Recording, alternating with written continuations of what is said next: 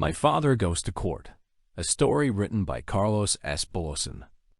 When I was 4, I lived with my mother and brothers and sisters in a small town on the island of Luzon. Father's farm had been destroyed in 1918 by one of our sudden Philippine floods. So several years afterwards, we all lived in the town, though he preferred living in the country. We had as a next-door neighbor a very rich man whose sons and daughters seldom came out of the house, while we boys and girls played and sang in the sun. His children stayed inside and kept the windows closed. His house was so tall that his children could look in the window of our house and watched us played, or slept or ate when there was any food in the house to eat. Now, this rich man's servants were always frying and cooking something good, and the aroma of the food was wafted down to us from the windows of the big house. We hung about and took all the wonderful smells of the food into our beings. Sometimes, in the morning, our whole family stood outside the windows of the rich man's house and listened to the musical sizzling of thick strips of bacon or ham. I can remember one afternoon when our neighbor's servants roasted 3 chickens. The chickens were young and tender, and the fat that dripped into the burning coals gave off an enchanting odor.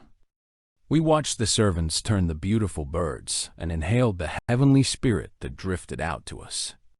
Some days the rich man appeared at a window and glowered down at us. He looked at us one by one, as though he were condemning us.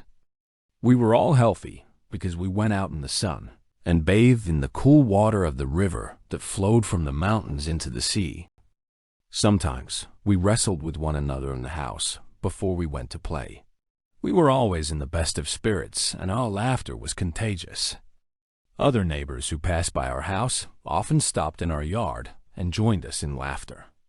As time went on, the rich man's children became thin and anemic, while we grew even more robust and full of life. Our faces were bright and rosy, but theirs were pale and sad. The rich man started to cough at night. Then he coughed day and night. His wife began coughing too. Then the children started to cough, one after the other. At night, their coughing sounded like the barking of a herd of seals. We hung outside their windows and listened to them. We wondered what happened. We knew that they were not sick from the lack of nourishment because they were still always frying something delicious to eat. One day, the rich man appeared at a window and stood there a long time. He looked at my sisters, who had grown fat in laughing, then at my brothers, whose arms and legs were like the malavi, which is the sturdiest tree in the Philippines. He banged down the window and ran through his house, shutting all the windows. From that day on, the windows of our neighbor's house were always closed. The children did not come out anymore. We could still hear the servants cooking in the kitchen, and no matter how tight the windows were shut, the aroma of the food came to us in the wind and drifted gratuitously into our house. One morning, a policeman from the Presidencia came to our house with a sealed paper. The rich man had filed a complaint against us.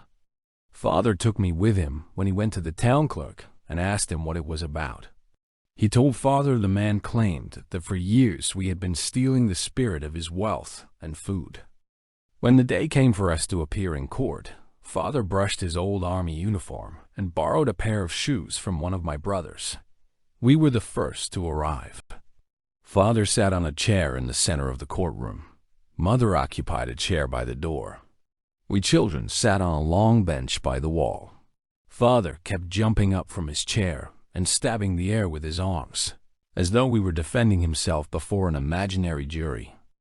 The rich man arrived. He had grown old and feeble. His face was scarred with deep lines. With him was his young lawyer. Spectators came in and almost filled the chairs. The judge entered the room and sat on a high chair. We stood in a hurry and then sat down again. After the courtroom preliminaries, the judge looked at the father. "Do you have a lawyer?" he asked. "I don't need any lawyer, Judge," he said. "Proceed," said the judge. The rich man's lawyer jumped up and pointed his finger at Father. Do you or you do not agree that you have been stealing the spirit of the complaint's wealth and food? I do not. Father said. Do you or do you not agree that while the complaint's servants cooked and fried fat, legs of lamb or young chicken breast, you and your family hung outside his windows and inhaled the heavenly spirit of the food? I agree. Father said. Do you or do you not agree that while the complaint and his children grew sickly and tubercular, you and your family became strong of limb and fair in complexion? I agree, Father said. How do you account for that? Asked the lawyer. Father got up and paced around, scratching his head thoughtfully. Then he said, I would like to see the children of complaint, Judge. Bring in the children of the complaint. They came in shyly. The spectators covered their mouths with their hands. They were so amazed to see the children so thin and pale. The children walked silently to a bench and sat down without looking up. They stared at the floor and moved their hands uneasily.